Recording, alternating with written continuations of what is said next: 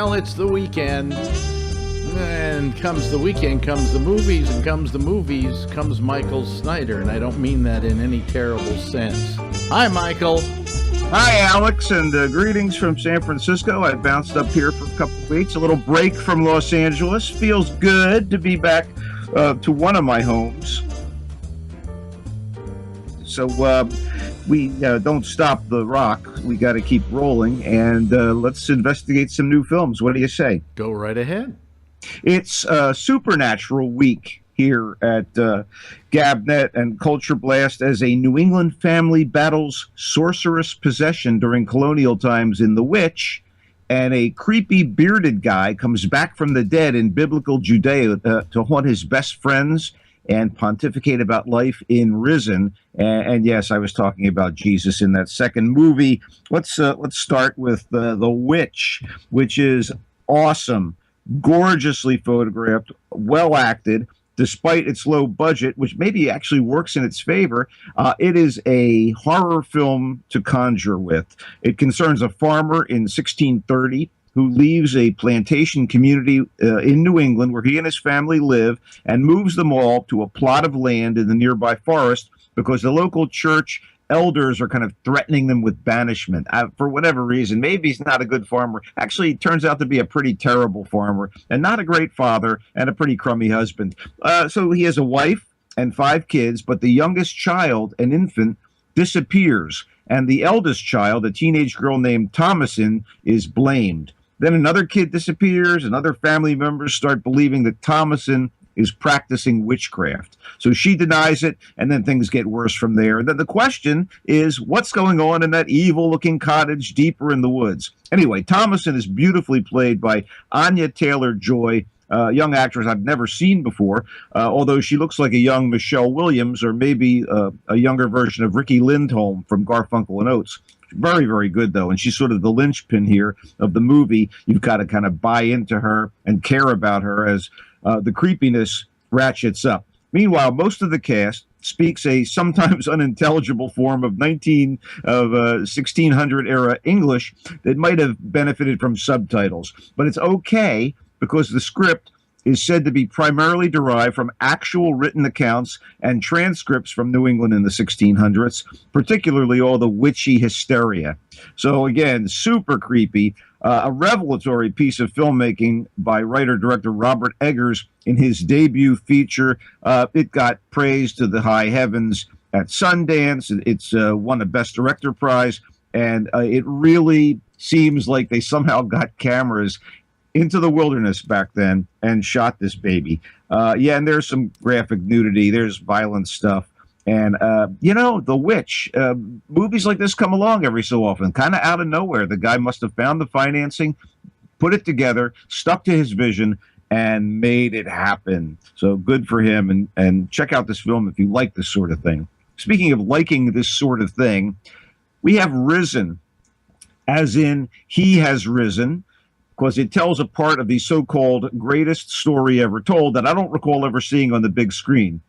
It's the aftermath of the crucifixion, essentially. And certainly Mel Gibson didn't go there. He was busy shooting the blood and the thorns and the nails and what have you.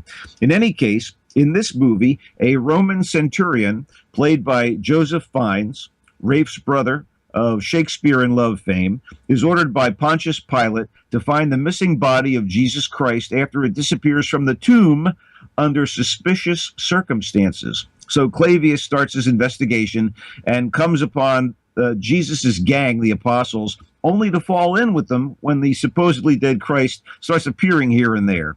One of my fellow critics referred to the film as CSI The Holy Land, and considering how much the centurion becomes enamored of Jesus and his message, I was thinking Clavius in Love might have worked too. But it's a little better than those jokes, and certainly better than most of the spate religious-themed movies and miniseries that have tapped into contemporary Christianity and that market of late. And yet it's ultimately as forgettable as something on the History Channel. And that's not so great for a piece of work known as the greatest story ever told. I guess in the words of the Romans, caveat emptor, let the buyer beware. What it did well. Let's put it that way. All right, let's wrap things up quickly. I did not get a chance to see Race, which really intrigued me because it's supposed to be the story, the true story of Jesse Owens, who's the track and field superstar, who in the 1936 Olympics makes the big name for himself and shoves his race and his success in the face of Adolf Hitler and the Aryan race baloney back then. And I'm sorry I didn't see it, and I'm going to try to seek it out, but it was screened against another movie that I had to check out. I was kind of weary and leery insofar as Jason Sudeikis, the comic actor who started on SNL, is in this movie as a guy named Larry Snyder, and that's my dad's name. I got very confused. I don't even know he was around back then. But Jeremy Irons, Carice Van Houten, William Hurt, it's a good cast. And again, I was really intrigued by the idea, but I apologize for not being able to see it. What movie did you see? The two that I mentioned prior to this. Risen was the one I went to see because my opportunity was either see Race in Emeryville, yeah, it's a geographical issue here, or see Risen in the heart of San Francisco where I was. So I went for the Jesus movie, and I probably should have gone for the Jesse movie. You probably should have gone for the Jesse Owens film. And by the way, I've seen some scenes with Sudeikis in it, and he's terrific. Well, you know, Jesse or Jesus, it was a tough call. It really wasn't. I just didn't want to go all the way over to Emeryville. Embrace of the Serpent is a very, very cool film, mostly in black and white and absolutely stunning, shot in the Amazon amongst real Amazon tribes and about the encounter and relationship between an Amazonian shaman who is the last guy left of his tribe and a couple of scientists. And it's beautiful and deep, and it's all about the indigenous civilizations as seen through the eyes of this guy, this shaman, and also how things are kind of going to hell for these communities in the 19th and 20th centuries because of development, because of corporations, because of people coming in there to get rubber and other natural resources and driving out the indigenous tribes. It's mystical and beautiful.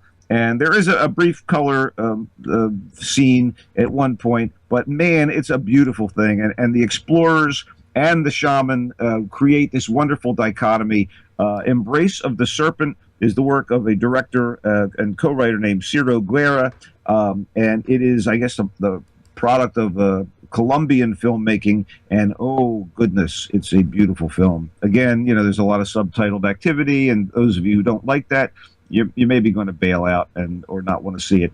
Finally, I do want to mention Forsaken, which is kind of a meh Western starring Kiefer Sutherland and his father, Donald Sutherland, as a guy named John Henry Clayton, a retired gunfighter who goes home to his town in Wyoming to kind of connect with his father, with whom he's had a very strained relationship. And Dad is played by Donald Sutherland. It's one of those father-son situations, and it turns out that the town is being victimized by all manner of things, like criminals and railroad barons. And so John Henry Clayton, played by Kiefer, has to sort of rise up and embrace his heroic past to do something to help the hometown. Unfortunately, it's one of those things where Dad is kind of, no, don't do this, son. I don't want to risk it. We're back together finally. You know the drill. Not a great movie, but I loved watching the guys play, play essentially the father and son. And you get supporting work from Demi Moore and Brian Cox. We haven't seen Demi Moore much, and, you know, this is not a great showcase for her. But the movie's not terrible. I definitely suggest streaming on video if you want to watch this movie, Forsaken. Not great, not terrible. And what do we have in television stuff? Anything going on? Well, Vikings is back. Yeah. So that's one of my pleasures. And what was it? Was something else? No, nothing much. Nothing much. Again, I recommend You, Me, and the Apocalypse. I love that. Did you watch Vinyl at all? Yeah. And what was your feeling? I haven't gotten to I liked it a lot. I thought it was very good. Thought it was terrific. But, you know, let's see what happens with it. 70s period piece about the music industry, and Scorsese and Mick Jagger are the executive producers, and, you know, I don't know. I have hopes for it, and it's certainly a milieu that I'm familiar with since I, you know, basically worked as a music critic for years and years. And, you know, I'm going to carve out the time, but I've not gotten to it as yet. I am still watching things like The Flash and Legends of Tomorrow, the sort of superhero Boy, stuff. Legends of Tomorrow is just flat. Yeah, and The Flash, he does things that you roll your eyes over. But again, what do we call these things? Guilty pleasures. I do watch. I think The Flash is going in some interesting directions, and the more interesting direction is that in a future episode there's going to be a crossover with Supergirl. Yes, and I think the suggestion, I may, it takes place in another universe. It takes place in another Earth. They decided to, because they've introduced the concept of multiple Earths and multiple dimensions on The Flash, they're able to do a crossover with a show that could have been in the same world, but has introduced the existence of Superman and Supergirl, which we don't see in the little universe that Arrow, Flash, and the Legends that's of how Tomorrow. they're going to explain about where is Superman, where is Supergirl, where is Batman, No, this is Flash and Arrow are in their own universe. So that explains that. And that also suggests, believe it or not, and I don't think they'll do it, that they could introduce images of these characters in some of their movies, because the suggestion is alternate universes. Well, but, actually, in the last episode of The Flash, or that episode before, the one where they were traveling to Earth 2, right? There's a brief flashing image of Supergirl. Yeah, and also of Jonah Hex and a few other DC branded characters that would be in other worlds or other places, including, if I'm not mistaken, the John Wesley Shipp version of The Flash from years and years and years ago, which I think was kind of a clever conceit. Anyway, it's fun. I'm looking forward to more of The Walking Dead and a few other shows that are coming back. The Walking Dead. Just hate that show. Yeah, man. The first 10 minutes of the return episode last week, awesome. Well, but, no, it's just nothing but head chopping. I mean, it's just the same thing week in, week out. I'm so sick of it. I gave up on it after last year. Well, I just think you ought to prepare yourself for a lot of head chopping when the zombies come. I'm telling you. Yeah, well, if I'm going to watch zombie shows, I'll watch